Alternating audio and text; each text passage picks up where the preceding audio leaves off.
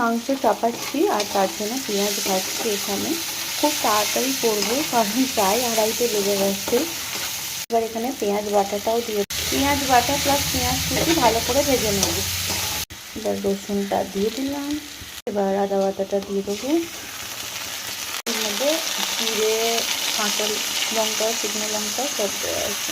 ব্যাস, এবার মশলা ভালো করে কষবো যতক্ষণ না তেলটা ছাড়ে, আর হাই ফ্লেমেই কষবো। এর মধ্যে এখন একটু হলুদ গুঁড়ো আর দেবো, একটু ধনে পাতা আর একটু গোলমরিচের গুঁড়োও দেবো, দিয়ে ভালো করে মশলাটা কষে নেবো। এখানে একটা বড় সাইজের টমেটো কুচিয়ে অ্যাড করে দেবো। মশলাটাকে অনেকক্ষণ ধরে জল দিয়ে দিয়ে কষাতে হবে যতক্ষণ না তেল ছাড়ছে। এবার মাংসগুলো দিয়ে দেবো। মশলা প্রায় কষানো হয়ে গেছে, মানে মশলা কষানোই হয়ে গেছে, অনেকক্ষণ ধরে জল দিয়ে দিয়ে কষানো হচ্ছিল। এরপরে মাংসগুলো দিয়ে দিই। চিকেন দেওয়া ডান। এবার ভালো করে চিকেনটা মশলার সাথে মিশিয়ে নেব। এবার ভালো করে চিকেনটা কষিয়ে নেব।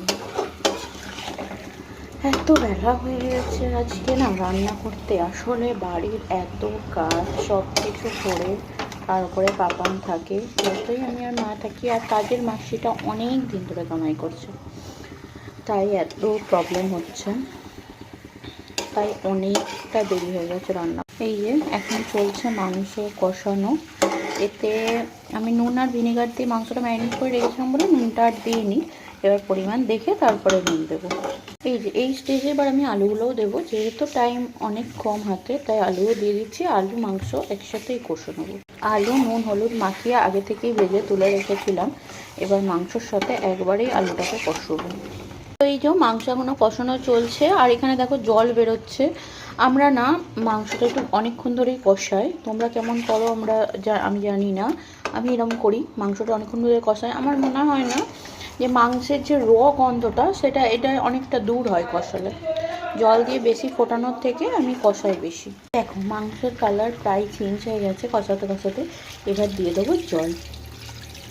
ব্যাস, এবার জাস্ট কয়েক মিনিট ফুটলেই কিন্তু মাংস একদম রেডি। চিকেনের ঝোল ফাইনালি রেডি। এবার এখান দিয়ে একটু গরম মশলার গুঁড়ো বেশ ছড়িয়ে দেবো। এই যে গরম গরম ধোঁয়া ওঠা মাংসের ঝোল। এই যে এখন তো আর দুপুর নেই, সুতরাং দুপুরে খাওয়ার আর কোনো প্রশ্ন ওঠে না, কারণ এখন বাজে ঘড়িতে 4:20, আর এটা খাওয়াবে রাত্রিরে। তো তখন একবার ডিনারের ভিডিও অবশ্যই তোমাদের সাথে শেয়ার করব। ভিডিওটা ভালো লাগলে অবশ্যই লাইক কমেন্ট আর প্লিজ সাপোর্ট করে দিও। সবাইকে টাটা। আবার দেখা হবে অন্য কোনো দিন, অন্য কোনো রান্নার ভিডিও বা অন্য কোনো লাইফস্টাইলের ভিডিও নিয়ে। সবাইকে টাটা।